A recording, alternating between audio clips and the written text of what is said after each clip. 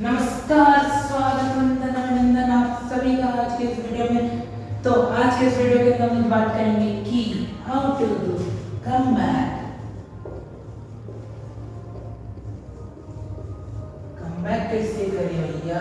कम back, come back क्या है? Come back marks में come back, because educational channel है और उसमें तो कम बैक हो नहीं पाएगा। मार्क्स में कम बैक कैसे करें? तो बहुत सिंपल सा चीज है मार्क्स में ना, लिटरली बहुत आसान है। The only thing matters is your consistency. Consistency मतलब निरंतरता, मतलब आप कितने रेगुलर हो किसी चीज के लिए। फॉर एग्जाम्पल, आप कोई गेम खेलते हो जैसे कि फ्री फायर मान लीजिए, तो आप बस एक ही दिन आप फ्री फायर खेल रहे हैं, फिर सप्ताह में 6 दिन छोड़ दिए, फिर एक दिन खेले, फिर 6 दिन छोड़ दिए। क्या आपको लगता है कि आपका रैंक, आपका लेवल आगे बढ़ पाएगा? नहीं। वही बात है, भले आप एक दिन कितना ही खेल लें, पर वो 6 दिन का मुकाबला नहीं हो पाएगा। वो जो 6 दिन में से उसका मुकाबला नहीं हो पाएगा। ऐसे ही पढ़ाई में भी कंसिस्टेंसी चाहिए। आप भले ही दिन में आप 5 मिनट पढ़िए, 10 मिनट पढ़िए, पर जितना भी देर पढ़िए एकदम रेगुलर पढ़िए, एकदम कंसिस्टेंसी के साथ पढ़िए, क्योंकि बिना कंसिस्टेंसी के ये भूल जाइए, ठीक है? बिना कंसिस्टेंसी के कम बैक नहीं हो पाएगा।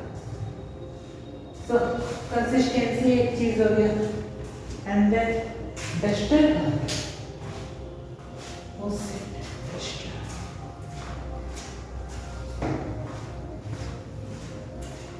तो एक तो समझ में आ गया कंसिस्टेंसी, कंसिस्टेंसी कम बैक, ठीक है? और नेक्स्ट एक क्लियर रोड मैप होना चाहिए। आपका जो भी सिलेबस हो, आप एक पेन और एक कॉपी लीजिए, जो भी सिलेबस है उसको एक जगह उतार लीजिए, और आपके यहाँ फाइनल एग्जाम फरवरी या मार्च में हो रहे हैं, तो उसके अकॉर्डिंग एक रोड मैप तैयार करें।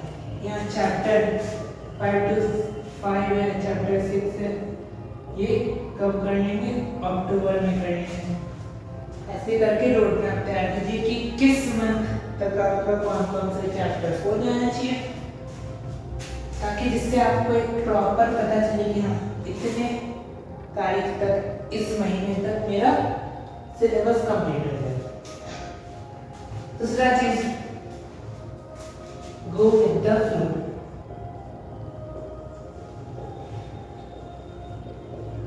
गो विद द फ्लो मतलब टीचर आप लोग को, चाहे स्कूल में हो या किसी कोचिंग में हो, टीचर आप लोग को पढ़ाते हैं हर दिन संडे को छोड़, तो जो टीचर पढ़े उसके पैरेलल में आपका रिवीजन चलना चाहिए।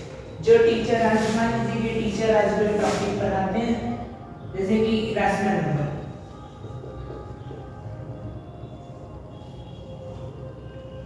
तो मैं क्या करूंगा, घर आऊंगा, शाम में रैशनल नंबर का क्वेश्चन लगा दूंगा, तो उससे मेरा रैशनल नंबर भी क्लियर हो जाएगा। कुछ डाउट होगा मैं अगले दिन पूछ पाऊंगा, और क्वेश्चन के कारण प्रैक्टिस भी हो जाएगा, ठीक है? तो ये हो गया हम लोग का गो विद द फ्लो। और एक अब तीसरा चीज है बैकलॉग्स। हाँ, आप लोग का बैकलॉग्स तो बनेगा 6, 7, 8 क्लास है, तो बैकलॉग बने, ऑब्वियस सा बात है। विद टर्म 1 और टर्म 2 का सिलेबस अलग अलग होता है, तो बैकलॉग का तो कोई चांस है नहीं, पर फिर भी बाई चांस आपका बैकलॉग है तो उसको भी पैरेलल में कवर कर दीजिए, कि बैकलॉग को जितना छोड़िएगा वो उतना लंबा होते जाएगा, ठीक है? ये तो हो गया कैसे करें। अब क्वेश्चन आएगा कितना करें। इतना पढ़े तो इसका सिंपल सा आंसर कि जितना आपका कैपेसिटी हो उतना पढ़िए, बिकॉज आई डोंट नो कि आपका माइंड किस लेवल का है, आपको उसके लिए अपने आप को एनालाइज करना होगा। हाँ, तो मान लीजिए कि आप एक ऐसे स्टूडेंट है जो कुछ नहीं पढ़ता, ठीक है, अगर फिर आपका आता है 60 to 65%, देन आप आराम से 2 to 3 आवर्स डेली पढ़ेगा, ठीक है, कुछ नहीं पढ़े, जीरो स्टडीज का। आपका अगर 60 to 65% रहता है तो 2 से 3 घंटा पढ़िए, और अगर 70 से 80 आ जाता है तो आप पढ़िए 1.5 से 2 घंटा, क्योंकि आपका माइंड लेवल पे डिपेंड है। 80 प्लस आता है तो आप पढ़िए 1 से 1.5 घंटा। 90 प्लस आता है, 90 से 90 प्लस 95 या 96 जो भी है, तो आप 1 घंटा डेली लीजिए, ठीक है, 1 घंटा डेली। तो इस जो भी आप टाइम करें इसमें कुछ डिवीजन होगा, जैसे कि आपका इसमें 50% जाना चाहिए करंट रिवीजन पे, मतलब कि जो गो विद द फ्लो बोला था कि जैसे जैसे टीचर बना रहे 50% टाइम आपको उस पे जाना चाहिए, उसको रिवाइज करना है। फिर नेक्स्ट आपका होना चाहिए 25%, क्या मैं बैकलॉग्स वगैरह के लिए रख सकते हैं,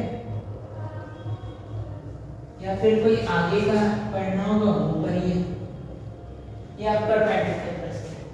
और बच्चा जो आपका 25% उसमें आप अपना नोट्स कीजिए,